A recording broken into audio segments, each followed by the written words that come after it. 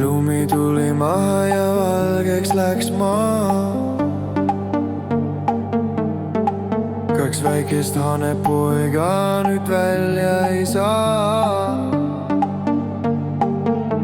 Nad istuvad laudas, mis teha on talv ja palja lugeja on lume peal haid.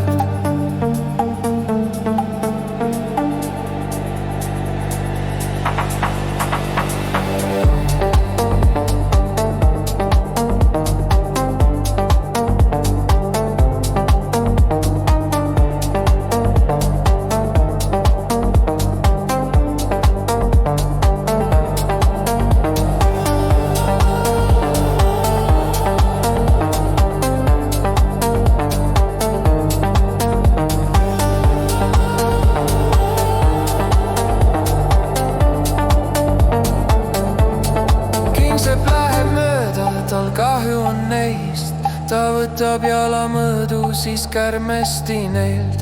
Ta õmbleb neil saapad ja kätte toob pea. Nüüd saabastega käia on lume peal hea.